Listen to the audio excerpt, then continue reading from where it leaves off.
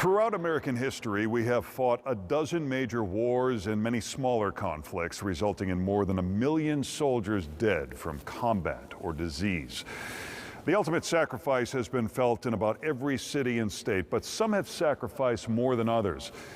We visit one street that is home to more servicemen and women than any other in America to see how their descendants honor their loved ones. Some of them never came home.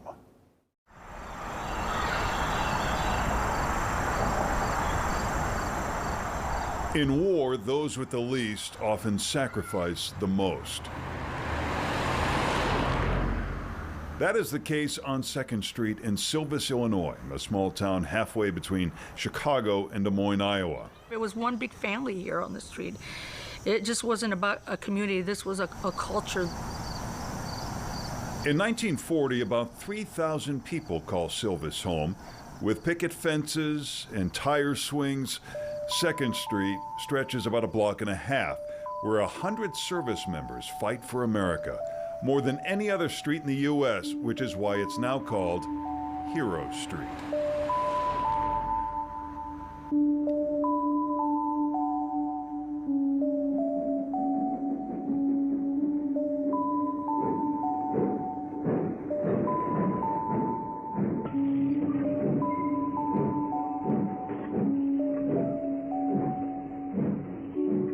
During the Depression, the Rock Island Railroad is hiring, luring many immigrants from Mexico, including Sonny Solis's father. The family lives in a boxcar. The railroad appreciates the hard workers, but not everyone in town is happy. The city officials and some of the citizens of Silvis looked at the Mexican people, our ancestors and myself, because they lived in a boxcar, they were not paying taxes. And the city of Silvis, some of the people said that's not fair. We're sending their kids to school, they're not paying taxes. So they put pressure on the Rock Island lines to evict them. And this was the only street that was vacant. They arranged for flatbed trucks to bring the boxcars. As a matter of fact, some of the homes here on 2nd Street are still boxcars with roofs on them. The United States of America was suddenly and deliberately attacked by naval and air forces of the Empire of Japan. The people of 2nd Street are ready to fight for their adopted country. When the Japanese bombed Pearl Harbor, they couldn't wait to get into the service. There was patriotism. The parents were very proud to have their sons and daughters in the military. My father sent 5 sons into World War II and Korean War, and later on he sent 2 more during the Vietnam era. His father raises the family. When Sonny is 10, his uncle Claro goes to war. When he comes home on leave, Sonny shows him a picture he draws of Bambi. He said, "Don't give up. Keep drawing." And I did not give up. Uncle Claro returns to the Army and fights in the Battle of the Bulge, where he's killed in action. It's a story that unfolds from many families on 2nd Street. 6 service members are killed during World War II, and 2 more killed during the Korean War. Sonny enlists in the Air Force during the Korean War. His 5 older brothers all serve in different branches of the military, including Tony, who joins the Navy in 1952. This is my grandpa's house. This is where we would come over, spend time with them and the family. This was always a fun part, running down the little slope right there, the step. Tony's daughter, Cynthia, grows up on 2nd Street. My dad will always be my hero. There's my father with his brothers, my Uncle Sonny and my Uncle Frank.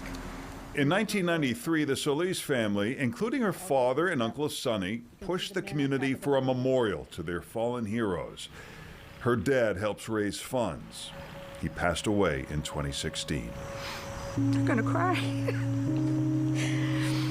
He was a very important person here in the community. He reached out to a lot of people, and a lot of people loved my dad.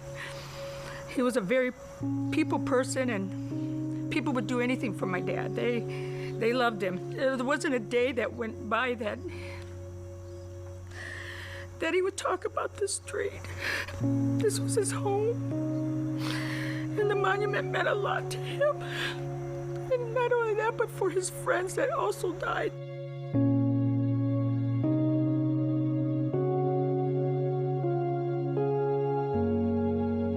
Sonny, the artist, designs an impressive memorial, 35 tons of solid bronze, standing nearly 18 feet high. Went to Western Illinois University where I got my master's in art, and I was an art teacher. The words that he said, "Don't give up." I didn't give up. I mean, it came on a big old truck, you know. When it pulled in, it was just joyous for all of us. It was complete. It was everybody's dream here on 2nd Street.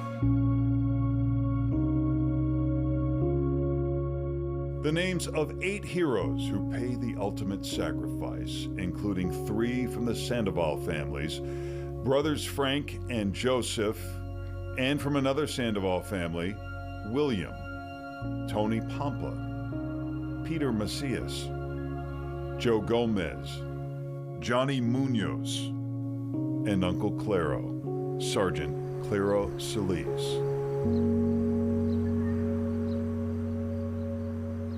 Inspired by Uncle Claro, Sonny keeps painting.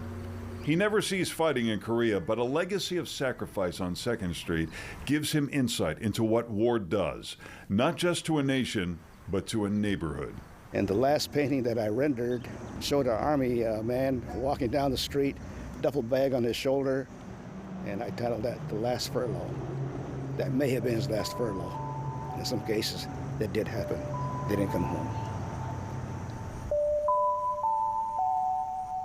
Solis says the monument stands for 100 veterans from Hero Street, but it's also a tribute to all veterans and the families and friends who support them. These men were willing to fight for their country, for their freedom. And, you know, like my dad would always tell me, freedom isn't free. You know, they had to fight for it. And because of that, I'm here today talking with you.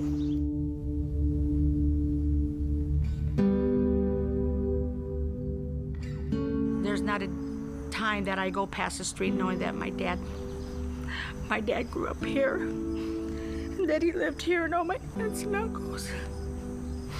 It will always mean something to me.